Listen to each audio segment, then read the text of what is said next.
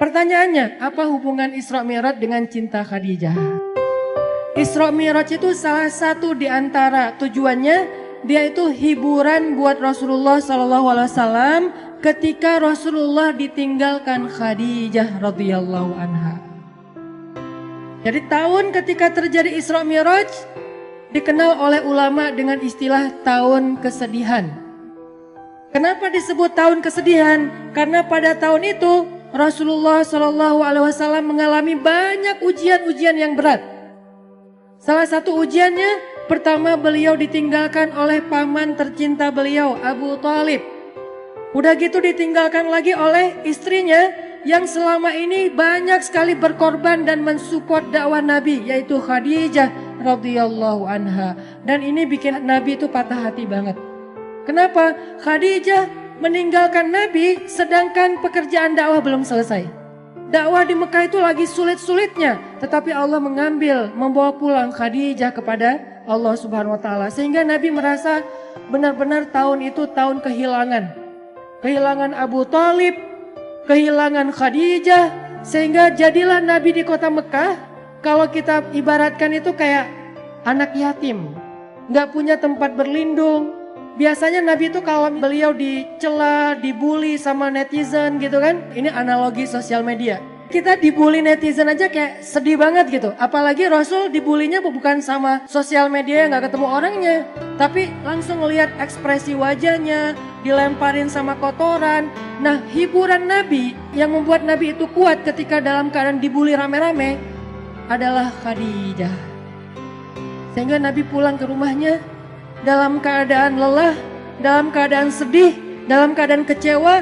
Nabi bilang kepada Khadijah, Khadijah, zammiluni, selimuti aku Khadijah, selimuti aku. Akhirnya Nabi diselimuti oleh Khadijah.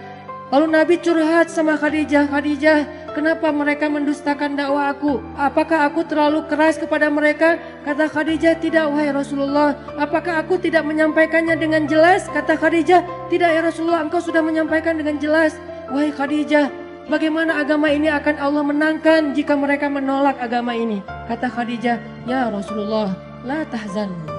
Jangan sedih ya Rasulullah. Jangan kecil hati ya Rasulullah. Jangan patah semangat ya Rasulullah. Insya Allah, Allah akan memenangkan agama ini suatu saat nanti. Sehingga Nabi jadi semangat lagi. Ini artinya Khadijah adalah orang yang sangat penting di sisi Rasulullah SAW. Khadijah adalah orang yang pertama menerima dakwah Nabi ketika satu dunia ini, satu bumi ini menolak dakwah Nabi. Khadijah orang yang pertama sholat di belakang Nabi ketika tidak ada yang mau sholat di belakang Nabi. Tiba-tiba orang yang paling berharga bagi Rasulullah SAW ini kembali kepada Allah Subhanahu wa taala. Sehingga Nabi merasa kehilangan, seolah-olah dunia ini gak punya siapa-siapa lagi. Sedih luar biasa. Abu Thalib pergi, Khadijah pergi. Di tahun yang sama, orang-orang kafir Quraisy merencanakan untuk membunuh Rasulullah SAW. Sehingga Rasul harus lari ke Taif. Baru lari ke Taif, berharap di Taif diterima sama keluarga besar ibunya beliau, Aminah. Ternyata di Taif kita tahu cerita yang luar biasa tragis. Nabi dikejar-kejar seharian, dilemparin batu, kemudian disorakin kayak maling. Sehingga Nabi keluar masuk kebun kurma bersembunyi. Ketahuan lari lagi, sembunyi lagi, ketahuan lari lagi. Sampai jidat Nabi itu kena lemparan batu dan berdarah. Seharian Nabi berlari karena dikejar-kejar sama orang di Taif. Udahlah, perasaan beliau sedang dalam keadaan kehilangan. Lagi patah hati banget kalau bahasa kita sekarang. Tiba-tiba dihujat rame-rame sama manusia. Ini berat banget buat Rasulullah SAW. Kondisi mental yang lagi down banget. Kondisi perasaan yang lagi nyesek banget kalau bahasa kita. Udah ditinggalkan orang tercinta, kemudian tidak ada lagi yang melindungi beliau dakwah di Mekah. Sekarang beliau di Taif diusir, dipukulin, dilemparin, dikejar, diteriakin maling. Sampai kemudian Nabi SAW bingung harus pulang kemana sekarang. Di Mekah beliau diancam, di Taif beliau diusir.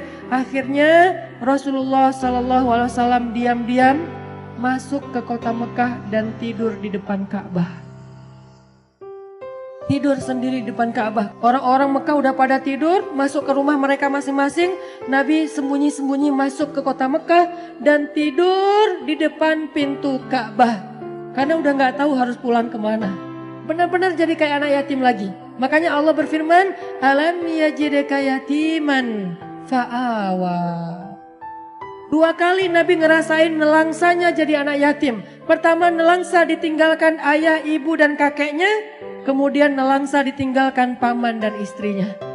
Sehingga Nabi SAW akhirnya tidur di depan Ka'bah.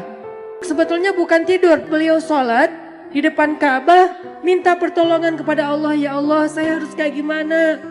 Saya udah gak punya siapa-siapa. Khadijah yang paling saya cintai. Khadijah yang menjadi nyawa saya banget, saya gak bisa hidup tanpa dia, sekarang udah pergi.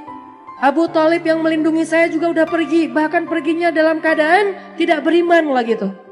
Saya pergi ke kampung ibu saya di Taif, orang-orang yang ada di Taif juga mengusir saya. Kemana saya harus pergi ya Allah? Sujud Nabi panjang di Ka'bah. Sampai setelah selesai sholat, Nabi lelah seharian karena pelipis beliau juga berdarah. Akhirnya Nabi tertidur di depan Ka'bah meringkuk.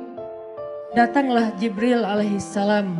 Kemudian malaikat Jibril memanggil Rasulullah SAW sembari duduk di sebelah beliau dengan panggilan kasih sayang, dengan panggilan yang kasihan. Ya Rasulullah, Nabi masih tidur. Ya Rasulullah, Nabi masih tidur. Ya Rasulullah. Akhirnya Nabi bangun. Jibril, kata Jibril, ya Rasulullah, Allah mengundang Rasulullah untuk melakukan perjalanan ke langit.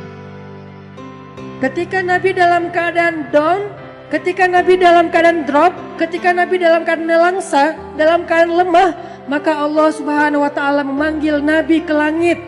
Ya Rasulullah, Allah memanggil Nabi untuk bertemu. Allah memanggil Nabi untuk naik ke langit.